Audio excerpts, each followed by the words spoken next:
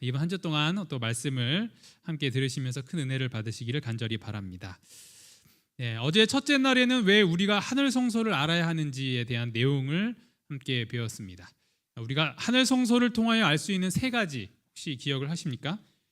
첫 번째로 우리가 예수님의 현재 사역을 알 수 있다는 것이죠. 예수님께서 지금 어디서 무엇을 하는지를 우리가 알 수 있게 된다는 것입니다.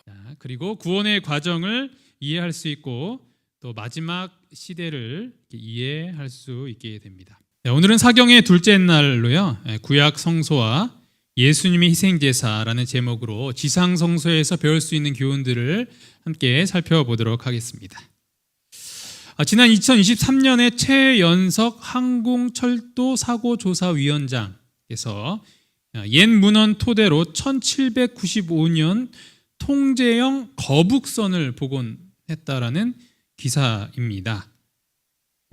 보면요, 이렇게 이런 식으로 우리가 평소 알고 있던 내용과는 좀 그림과는 다른 모습으로 복원을 했다는 것인데요.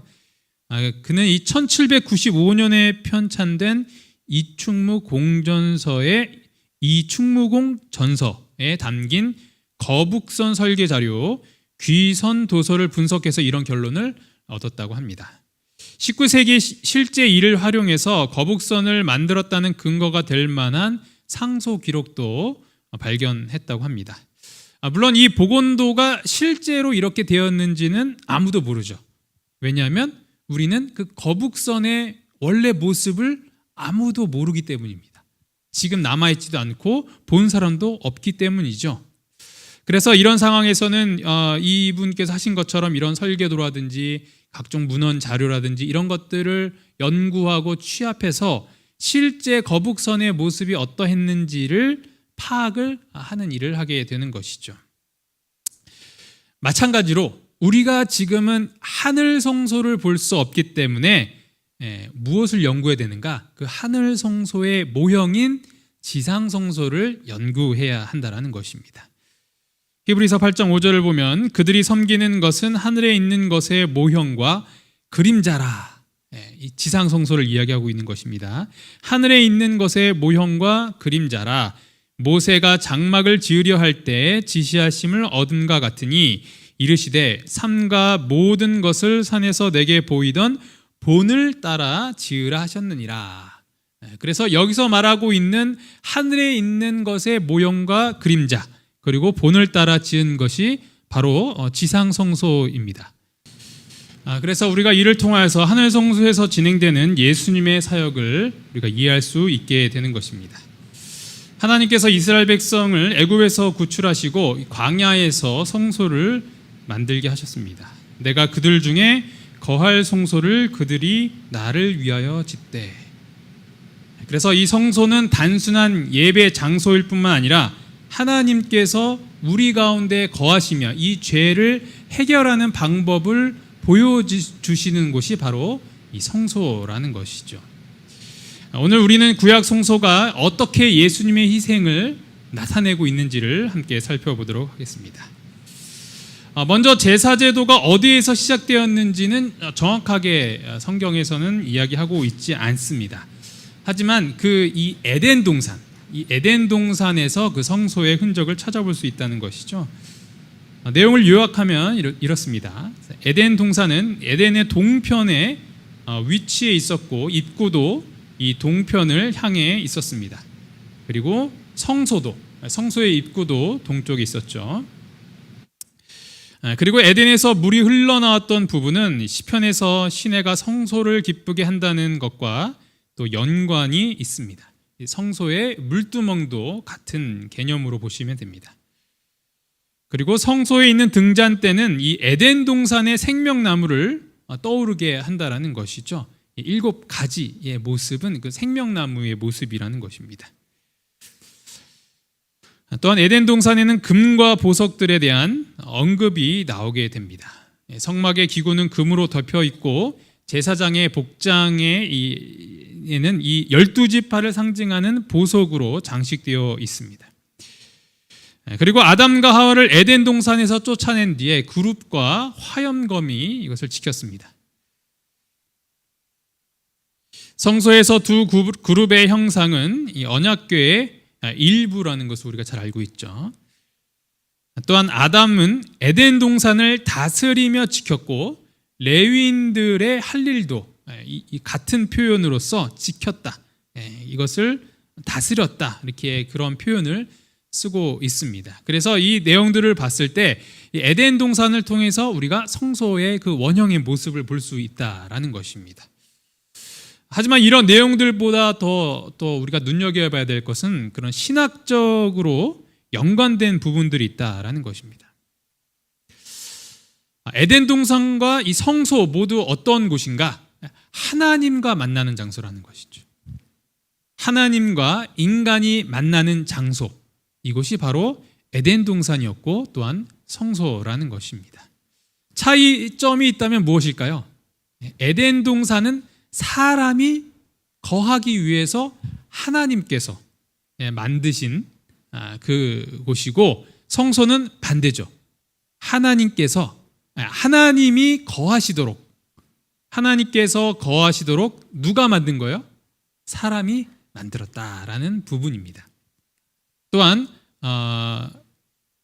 인간이 죄를 범한 뒤에 하나님께서 인간을 향한 신문의 절차를 가지셨죠. 네가 어디 있느냐, 네가 무엇을 하였느냐 라면서 그 절차를 보면서 우리는 그 가운데서 이 조사 심판의 국면을 볼 수 있는 것이죠. 이 부분은 우리가 또 금요일 날 함께 다룰 내용 예정입니다. 마찬가지로 성소도 하나님께서 그분의 백성을 향한 심판자로서 기능하시는 그러한 장소입니다. 마지막으로 구속의 이 계획을 발표하시는 것이죠. 하나님께서 아담과 또 그의 아내를 위하여서 무엇을 입히셨죠? 가죽옷을 입히셨습니다. 이것은 무엇을 말하냐면 이 짐승의 죽음을 이야기합니다. 그래서 이것도 어떤 하나의 제사를 드리는 그런 행위다라고 볼 수 있는 것입니다. 인간의 사형이 바로 집행되지 않았다라는 것이죠. 대신 누가 먼저 죽은 거예요? 짐승이, 양이 죽었다라는 것이죠. 이것은 성소에서 행해지는 제사, 제도와 깊은 연관이 있음을 또한 보여주는 것입니다. 이렇듯 이 에덴 동산에서는 우리가 성소의 모습을 볼 수 있다라는 것입니다. 여기까지가 에덴 동산과 관련된 성소의 이야기고 제사와 관련된 내용이고요. 이제부터는 이제 부족장 시대의 제사 내용입니다. 부족장 시대에는 노아, 아브람, 이삭, 야곱 등 하나님의 부르심을 받은 조상들이 하나님을 예배했던 시대가 바로 이 부족장 시대죠. 이때는 이 성막 제사와 달리 개인 중심이고 가정 중심으로 이루어졌습니다. 이 시기에는 고정된 이 성소라든지 성막이란 이런 장소가 없었기 때문에 제사를 드릴 때마다 그 장소에 제단을 쌓고 이렇게 예배를 드렸죠. 그래서 이 부족장 시대에서의 제사장은 가장이었습니다.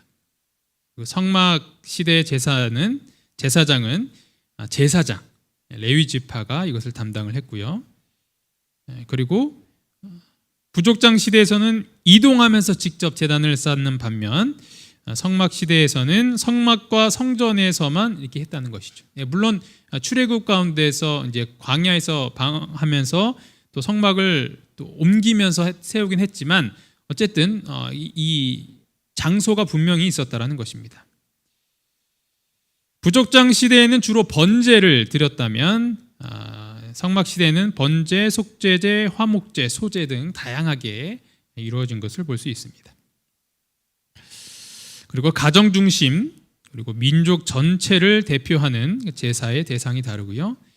제사의 목적도 예배, 감사, 속죄뿐만 아니라 성막 시대에는 예배, 속죄, 정결, 화목 이런 다양한 이 제사 형태와 함께 그 목적도 이렇게 있었다라고 보시면 되겠습니다. 그래서 이들은 인간의 죄를 사하기 위하여서 번제를 드리고 또 그것을 통해서 하나님과의 관계를 회복하는 일에 최선을 다했다라는 것이죠. 이들이 단순히 죄를 용서받기 위해서 내가 여기서 죽음을 면키 위해서만이 아니라 하나님과의 그 관계를 회복시키고 그것을 발전시키는 데 집중했다라는 것이죠. 죄가 그것을 방해하기 때문에, 죄가 그것을 끊어놓기 때문에 그 죄의 용서를 위해서 이렇게 예배를 드렸던 것이죠. 그래서 가장 중심은 무엇인가? 하나님과의 관계의 회복이라는 것입니다. 에덴 동산은 하나님께서 인간과 함께 거하셨던 장소로서 죄가 없던 시절 하나님과 만나고 대화하는 장소였습니다. 부족장 시대에는 특별한 제사장 없이 가장이 직접 하나님께 제사를 드렸습니다. 하나님과의 교제가 이 중개자 없이 이루어졌던 것입니다. 그래서 이 신앙에 있어서 가장 중요한 본질은 무엇인가? 그것은 바로 하나님과의 관계라는 거예요. 관계. 우리는 하나님과의 관계 회복을 위하여서 최선의 노력을 해야 한다는 것입니다. 하나님과 관계가 좋으십니까? 어느 정도 좋으십니까? 예전에 한번 그 거리를 한번 물어보더라고요. 나와 하나님과의 거리는 어느 정도냐? 이렇게 물어봅니다. 그래서 바로 옆에 계신다라고 하신 분도 계시고, 저기 집에 계시는 것 같다, 집에 두고 온 것 같다, 막 이렇게 해서 버스 정류장에 이렇게 멀리 두고 온 것 같다, 이렇게 표현하시는 분들 계십니다.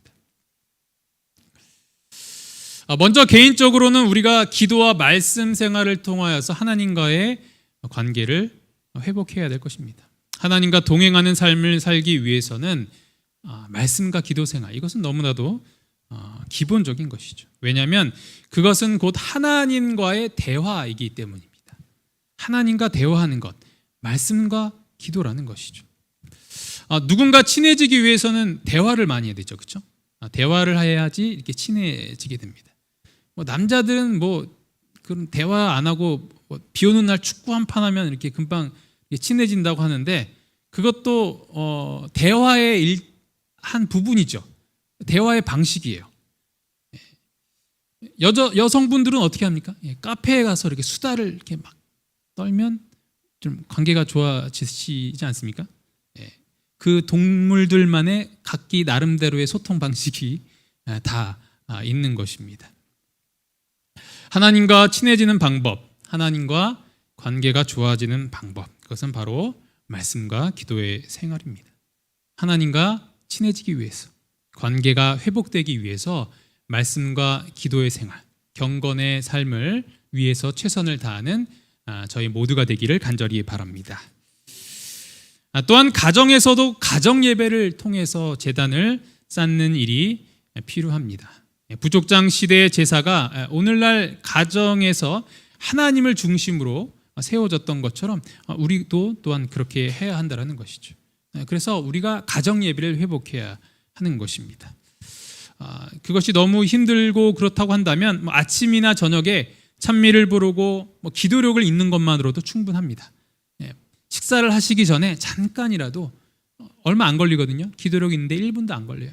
잠깐이라도 두 사람만 모여 있더라도, 온 가족이 없더라도 두 사람만 있더라도 같이 함께 읽고 또 예배를 드리고 기도하는 그 일을 하는 것만으로도 저는 충분하다고 생각을 합니다.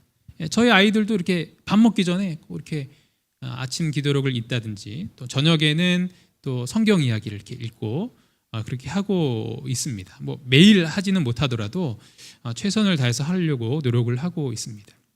그렇게 함으로써 우리 가족이 하나님과 동행한다, 하나님이 이 가정에 함께 하신다라는 것을 잊지 않도록 해주는 것이 매우 중요하다라는 것입니다. 그러기 위해서는 먼저 부모님들이 신앙의 이 모본을 보이셔야 돼요. 이 부족장 시대에서 이 가장이 이 예배를 주도했던 것처럼 우리 모든 부모님들께서 신앙의 모본을 보여주시고, 또한 그 예배를 이끌어 주심으로 말미암아 우리의 가정이 하나님과의 관계가 회복되는, 더 좋아질 수 있는 그런 일들을 이루시기를 간절히 바랍니다. 교회에서도 마찬가지로 또 와서 우리가 하나님과의 관계를 회복할 수 있는 것이죠. 예배를 드리고 말씀을 연구하고 하는 것도 필요하지만, 제가 생각할 때는 이 예수님께서 그렇게 하셨던 것처럼 봉사를 통해서, 하나님과의 관계가 회복된다고 저는 생각을 합니다. 우리가 하나님을 사랑한다면 우리의 삶에서 그 사랑이 드러나야 하는 것이죠. 그 사랑이 나타나는 가장 분명한 방법은 무엇인가? 바로 이웃을 사랑하고 섬기는 그러한 이 행동이 필요하다라는 것이죠. 왜냐하면 이것이 바로 하나님께서 예수님을 통하여 이 땅에서 우리 모두에게 보여주셨던 모본이기 때문입니다. 이처럼 개인적으로는 말씀과 기도 생활을 통하여서, 가정에서는 매일의 예배를 통하여서, 그리고 교회에서는 사랑의 이 사랑을 실천하는 이 봉사를 통하여서 하나님과의 친밀한 교제를 이어가는 동탄 새하늘교회 우리 모든 성도님들이 되기를 간절히 바랍니다. 이스라엘 백성들이 출애굽하면서 드디어 이 성소를 만들게 되죠. 성소는 크게 세 구역으로 나뉘어진다고 어제 잠깐 살펴보았습니다. 첫 번째로는 뜰이 있고요. 그리고 성소, 지성소 이렇게 크게 세 부분으로 나눠볼 수 있습니다. 그래서 예배자와 레위인들은 뜰에 접근할 수 있었고 이 성소에는 들어가지 못했습니다. 여기에는 제사장들만 들어갈 수 있었고요. 지성소에는 대제사장만 1년에 한 번 이렇게 들어갈 수 있었다라고 했습니다. 그래서 뜰은 희생제물이 죽는 곳, 그래서 예수님의 십자가를 말하죠. 그래서 이것은 칭의를 이야기하고요. 성소는 제사장이 봉사하는 곳으로서 예수님께서 중보 사역을 하는 장소, 이것을 우리의 이 구원의 단계 중에 성화를 이렇게 보였습니다. 지성소는 하나님께서 임재하시는 곳, 최후의 심판과 구원이 나타나는 곳으로 우리 영화에 대한 부분이라고 말씀을 드렸습니다. 그렇다고 이것이 나눠져 있는 것이 아니고 이것이 다 믿음으로 말미암는 의에 포함되어 있는 것이죠.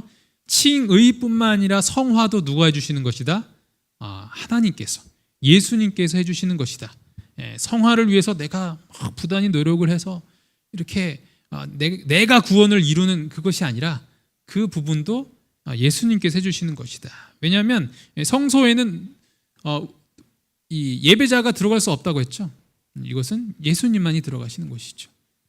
예수님께서 해주시는 그 장소가 바로 성소이고 우리의 삶 가운데서도 예수님의 모습으로 변화되고 또 거듭나는 그러한 모습들은 예수님께서 해주신다는 것입니다.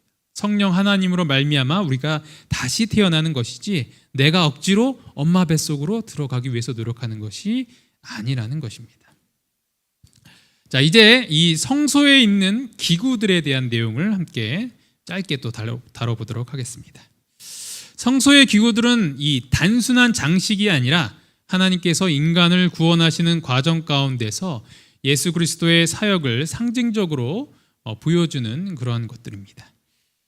출애굽기 25장부터 27장 그리고 레위기에서 이 성소 기구들에 대한 자세한 설명이 나오게 됩니다. 먼저 뜰에 있는 내용을 함께 보도록 하겠습니다. 뜰에 있는 것은 번제단이죠. 이 번제단은 성소 뜰의 입구에 위치해 있고요. 노수로 만들어졌으며 희생 제물을 태워드리는 장소입니다. 제사가 드려질 때 제물이 이곳에 불태워지는 곳이라는 것이죠. 이것은 무엇을 의미하는가? 십자가에서 희생당하신 예수 그리스도를 상징하는 것입니다. 예수님의 십자가를 믿고 받아들여야 구원의 길로 나아갈 수 있다는 것을 우리는 이 번제단을 보면서 알 수 있게 되는 것입니다. 다음으로는 물두멍입니다. 번제단과 성소 사이에 위치해 있고요. 노수로 만들어졌고 제사장이 성소에 들어가기 전에 손과 발을 씻는 곳입니다. 물은 하나님의 말씀과 성령의 사역을 의미합니다. 하나님의 인재 앞으로 나아가기 전에 회개하고 정결케 되어야 하는 것을 보여주는 것입니다. 그래서 신앙생활 속에서 지속적인 정결함이 필요하다는 것. 성령 하나님으로 말미암아 우리가 경건의 삶을 살면서 우리의 삶 가운데 짓는 그런 모든 죄들을 위하여서 회개의 기도를 하며 그런 삶을 살아가는 것을 이야기하는 것이죠.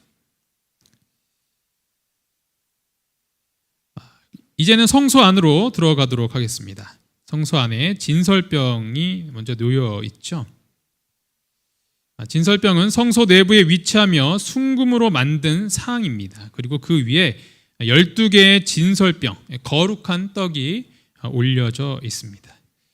그래서 제사장에게 이것을 주어 먹도록 했고요.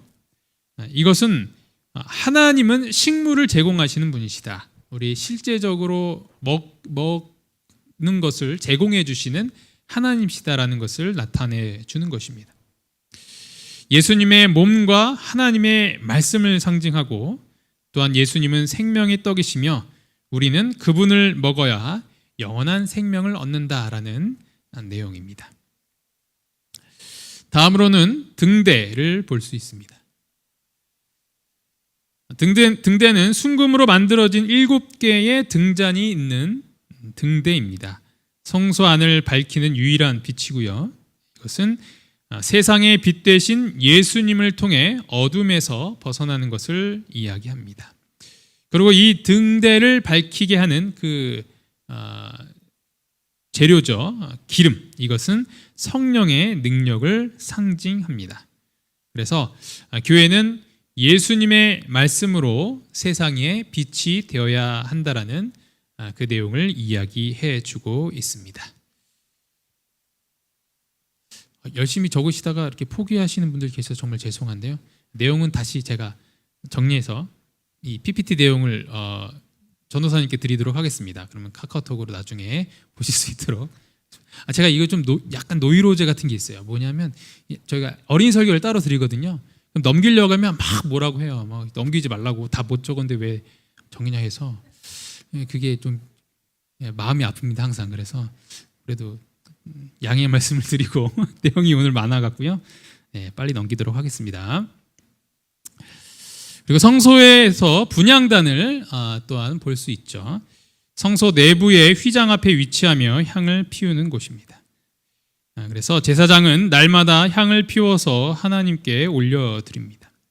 이것은 하나님께 올려지는 기도를 상징을 하죠. 그리고 이제 마지막으로 지성소에 있는 언약궤를 함께 보도록 하겠습니다. 언약궤는 지성소 안에 위치하며 순금으로 덮인 궤입니다. 그래서 이 궤 위에 그룹, 천사 형상의 모습을 하는 이것이 놓여져 있고요. 그리고 이 궤를 덮는 뚜껑, 이것을 속죄소라고 합니다. 궤 안에는 십계명과 만나 항아리, 아론의 쌍난 지팡이가 들어 있습니다. 그래서 하나님의 임재와 계시, 교제를 나타내는 것이 바로 언약궤입니다. 그리고 속죄소는 예수 그리스도의 속죄 사역을 의미하는 것입니다. 이것이 덮는다라는 그런 뜻이거든요. 그래서 예수님의 그 피가 우리 세상의 모든 죄를 덮는다라는 그런 의미로서 이 속죄소가 또한 이렇게 있습니다. 이 내용들을 정리를 해보면요. 뜰에는 번제단이 있었고요. 이것은 예수님의 십자가 희생을 믿는 것을 나타냅니다. 그리고 물두멍은 회개와 정결함의 삶을 상징하고요. 그리고 성소 안에 있었던 등대는 성령을 통한 빛된 삶을 이야기합니다. 진설병상은 하나님의 말씀을 먹는 삶, 그리고 분향단은 기도와 예배의 삶, 그리고 지성소 안에 있었던 언약궤는 하나님과의 최종적인 교제와 그분의 영광을 우리는 보게 되는 것입니다.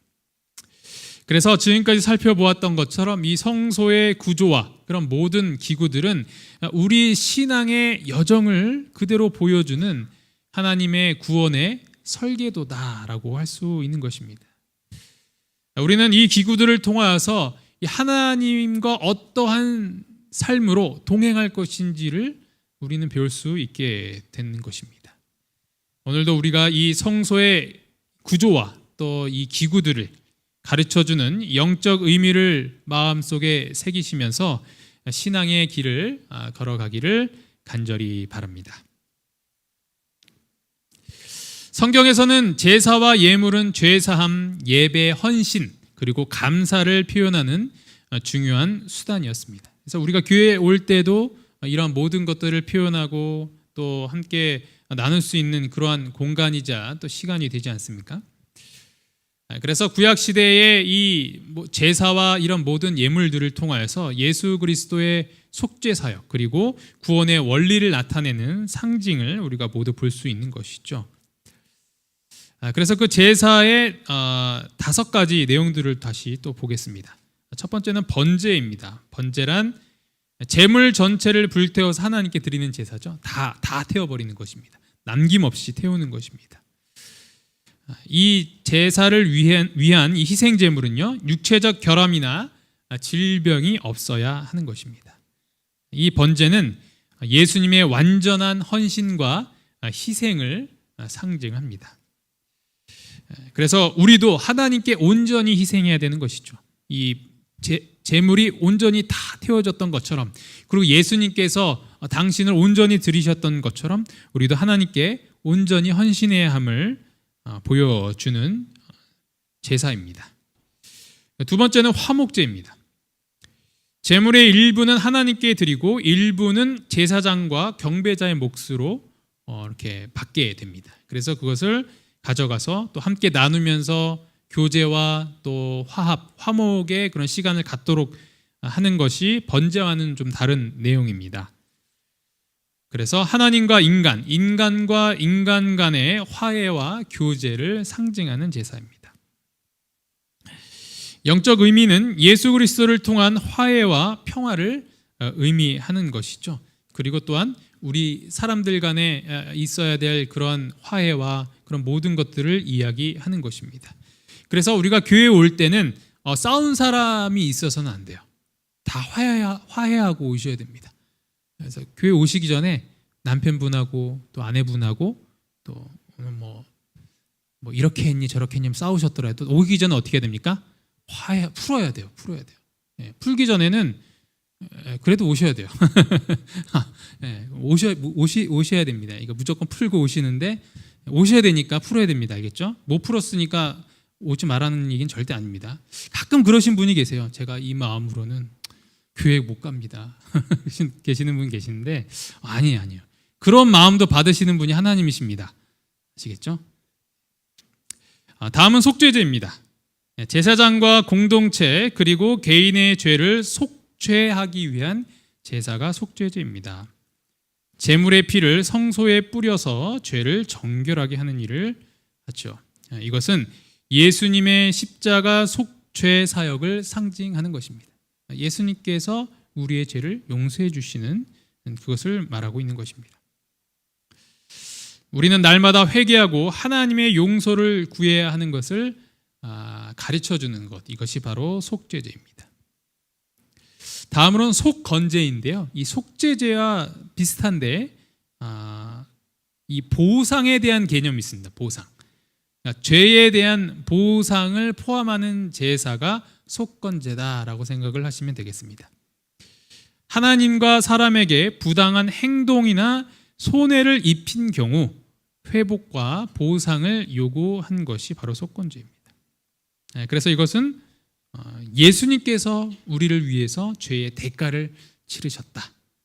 그 보상을 당신께서 목숨으로 하셨다라는 것입니다. 하나님과의 관계뿐만 아니라 이웃과의 관계도 바로 잡아야 하는 것, 이것을 이야기하는 것입니다.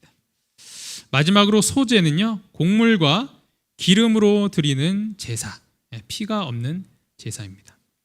이것은 감사와 헌신을 표현하는 제사고요. 예수님의 흠 없는 삶과 우리의 헌신을 상징합니다. 하나님께 우리의 삶을 거룩한 예물로 드려야 함을 가르치는 것입니다. 그래서 하나님께 드릴 때 꼭 어떤 짐승을 잡고 또 그렇게 하는 것뿐만 아니라 이런 소제, 곡물과 기름으로 드리는 제사도 포함되어서 누구나 어떠한 이 것을 갖고 오더라도 하나님께 드릴 수 있는 그러한 다양한 제사를 이 제도를 갖고 있었고 또 그것을 통하여서 결국엔 다 예수님의 희생을 상징하고 우리가 어떠한 삶을 살아야 하는지에 대한 내용들을 가르쳐 주고 있는 것입니다. 다시 정리를 해보면요, 번제는 제물 전체를 불태우고요, 이것은 온전한 예수님의 희생과 우리 헌신을 이야기해 준다고 말했습니다. 화목제는 하나님과의 화목과 친교로 하나님과 이웃의 관계 회복을 이야기하고요, 속죄제는 죄사함 그리고 예수님의 속죄를 말합니다. 이거 속건제죠. 속건제입니다. 죄에 대한 보상과 회복을 이야기하고요, 예수님의 대속, 우리를 위해서 대신 값을 치르신 것을 말하고 있습니다. 소제는 곡물과 기름으로 드리는 제사로서 예수님의 흠없는 삶을 이야기해 주는 것입니다. 그래서 이 모든 제사의 핵심은 무엇이는가? 이 죄를 대신해서 희생물이 죽는다라는 것이죠. 소제는 특별한 또 제사이긴 하지만 다 공통점은 무엇이냐면 이 죄를 통하여서 죽음의 대가가 있다라는 거예요. 죄는 대가를 치러야 된다라는 것입니다. 그 대가를 나 대신 이 희생 제물이 대신 치러야 된다는 것이죠. 내가 죽어야 되는데 나 대신 이 제물이 죽어야 한다라는 것입니다. 로마서 6장 23절에 보면 그 진리가 나와 있기 때문입니다. 바로 죄의 삭은 사망인 것이죠. 육체의 생명은 피에 있음이라 내가 이 피를 너희에게 주어 단에 뿌려 너희의 생명을 위하여 속죄하게 하였나니 피가 생명을 위하여 속죄하느니라. 그래서 그들은 이 제사 제도를 통하여서 이것에 참여함으로 말미암아 죄의 용서함을 약속받는 것이죠.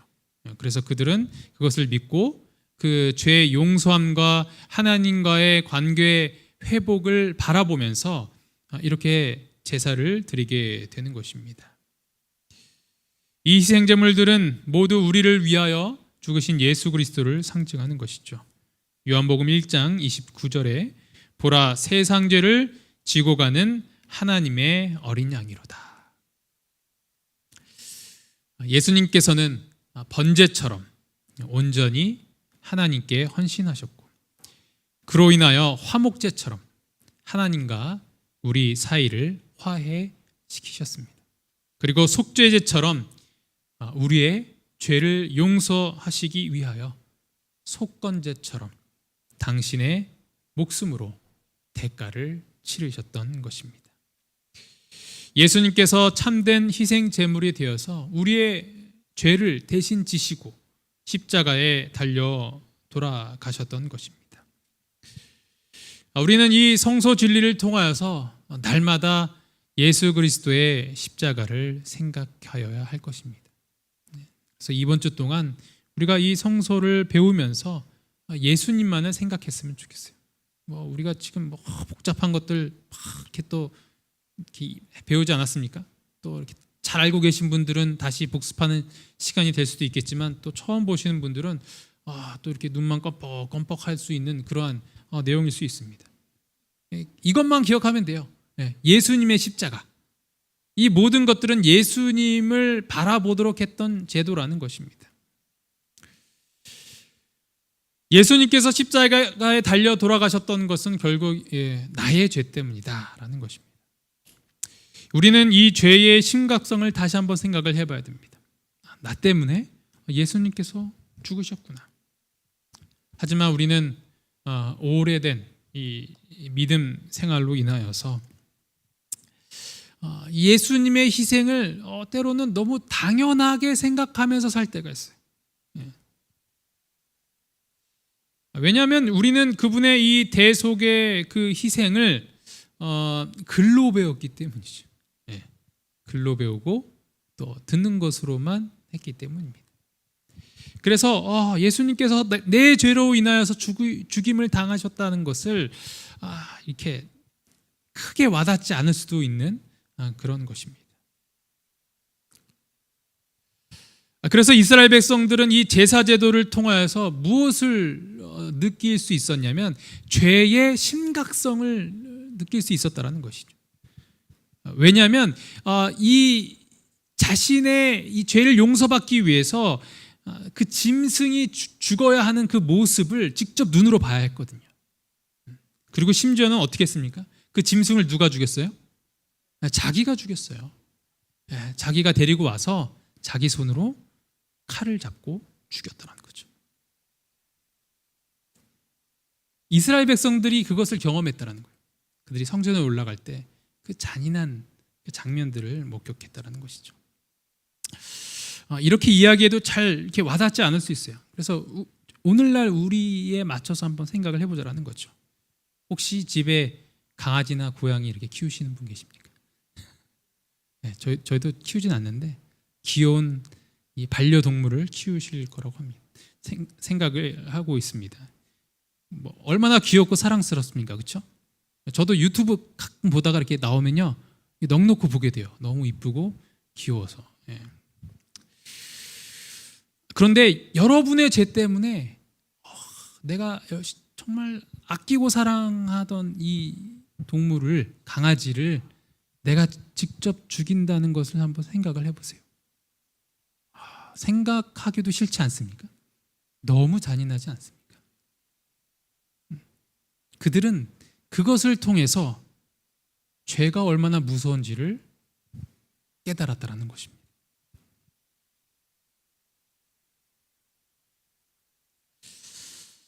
하지만 하나님의 아들이신 예수 그리스도께서 죽임을 당해야 한다는 것, 이것은 온 우주에 있어서 비교도 안 될 만큼 너무나도 끔찍하고 말도 안 되는 잔인한 일이었다는 것이죠. 왜 예수님이 죽어야 되냐는 거예요. 왜 하나님께서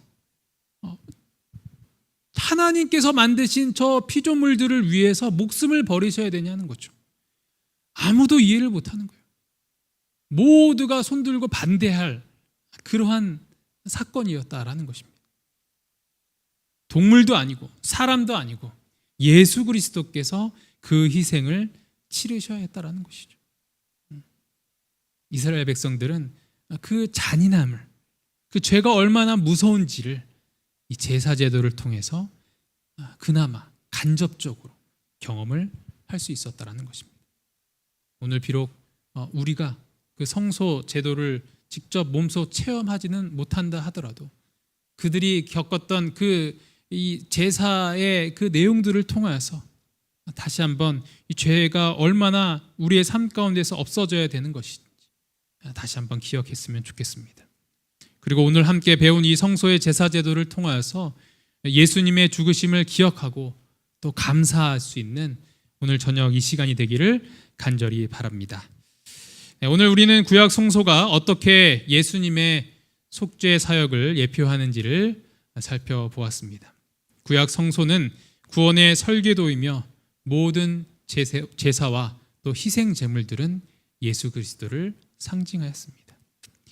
우리는 이 희생을 믿음으로 받아들이고 날마다 감사하며 살아가야 합니다. 오늘도 우리는 십자가의 은혜로 살아가고 있습니다. 예수님께서 나를 위해서 희생하셨다는 그 사실을 잊지 마시기를 간절히 바랍니다. 하나님의 어린 양 되신 예수님께서 나의 죄를 대신 지셨으므로 이제는 감사와 기쁨으로 살아가기를 간절히 바랍니다. 그리고 죽임을 당하신 어린 양 되신 예수께서는 이것으로 그분의 사역이 끝나지 않으셨다라는 거예요. 그분은 부활하시고 승천하셔서 이제 하늘 성소에서 우리 모두를 위해서 중보 사역을 하고 계신다라는 것이 하늘 성소의 가장 중요한 진리라는 것입니다.